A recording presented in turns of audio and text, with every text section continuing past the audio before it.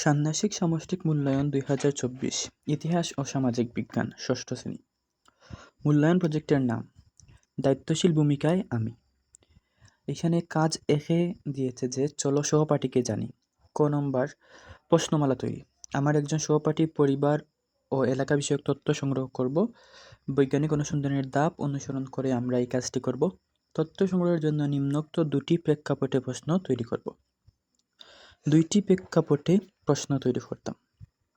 ভৌগোলিক প্রেক্ষাপট, আমার সহপাঠীর পরিচয় ও এলাকা যে ভূপ্রাকৃতিক বৈশিষ্ট্যে অবস্থিত তা বিবেচনায় আত্মপরিচয়। আর সামাজিক ও সাংস্কৃতিক প্রেক্ষাপট, আমার সহপাঠীর পরিবারের মানুষের ভাষা, সংস্কৃতি, পোশাক, রীতিনীতি, পেশা ইত্যাদি। প্রশ্নগুলো খাতায় অথবা উত্তরপত্রে লিখব, মানে এই প্রশ্নগুলো আমরা তৈরি করে খাতায় লিখব। খ জোড়া গঠন ও তথ্য সংগ্রহ। জোড়া গঠন করে সহপাঠীর কাছ থেকে সাক্ষাৎকারের মাধ্যমে তথ্য সংগ্রহের কাজটি করব। আমরা একে অন্যের কাছ থেকে তথ্য সংগ্রহ করব। প্রত্যেক সাক্ষাৎকারে 20 মিনিট সময় নিব।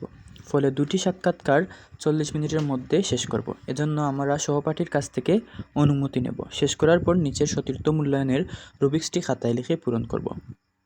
তথ্য সাজাই।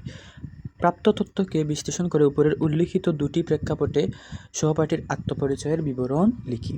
অর্থাৎ ক আর খ এর কাজের ভিত্তিতে আমরা এগুলোর উত্তর লিখব। সতীর্থ মূল্যায়ন। পুরো কাজ শেষে আমরা সহপাঠীর কাজের মূল্যায়ন করব। এজন্য নিচের ছকটি আমরা খাতায় তুলে কাজটি করব। এই যে ছক আছে এটা পূরণ করব। কাজ 2 অতীত ও বর্তমানের সামাজিক সমস্যা। অতীত ও বর্তমান মানুষের জীবন ও জীবিকা। এখানে মানুষ আর ভূপ্রকৃতির সম্পর্কের ইতিহাস, বাংলা অঞ্চলের ভূপ্রকৃতি কেমন ইত্যাদি এই দুইটা ছক আছে, এগুলো পূরণ করবা।